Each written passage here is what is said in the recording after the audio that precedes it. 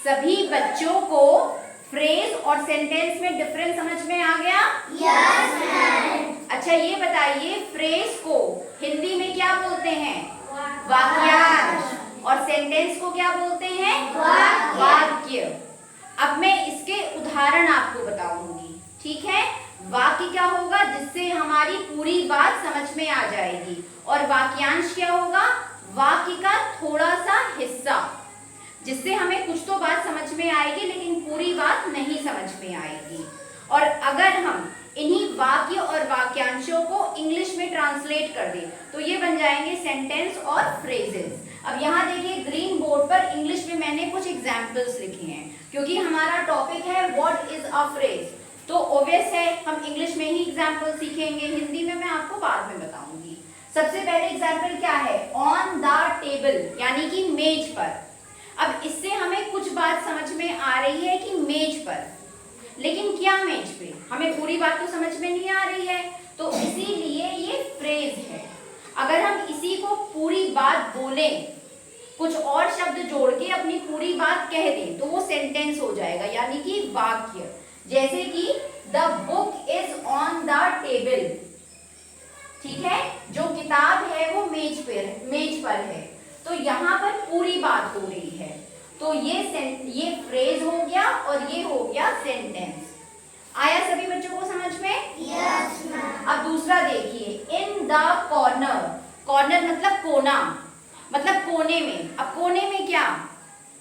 कोने में क्या? इसके आगे तो हमें पता नहीं है, तो ये क्या हुआ? फ्रेज, क्योंकि यहाँ पे पूरी बात नहीं हो रही है।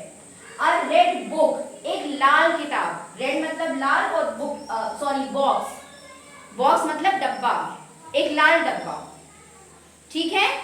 तो यहाँ पर भी देखिए पूरी बात नहीं हो रही है, बस हमने इतना बोला एक लाल डब्बा, लेकिन उस लाल डब्बे में क्या है या किस चीज के बारे में है हमें पूरी बात नहीं पता है, तो ये क्या हुआ?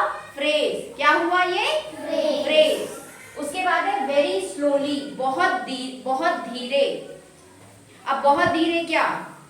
जैसे अगर वो बहुत धीरे चलती है, वो बहुत धीरे काम करती है, वो बहुत धीरे खाना खाती है, बहुत धीरे गाना गाती है, क्या बहुत धीरे? हमें पूरी बात पता ही नहीं है, सिर्फ हमें इतना पता है वेरी स्लोली यानी कि बहुत धीरे, तो ये क्या हुआ? फ्रेज। अगर हम इसमें पूरी बात जोड़ दें, शी वर्क्स वेरी स्लोली, वो बहुत धीरे काम करती है, ठीक है? शी ईट्स वेरी स्लोली, वो बहुत धीरे खाना खाती है, तो वो सेंटेंस होगा, लेकिन ये फ्रेज है। ऐसे देखिए यहाँ पे है एट हाई स्पीड, बहुत तेज, ठीक है? हाई स्पीड क्या? पूरी बात हमें नहीं पता है, तो ये फ्रेज हुआ।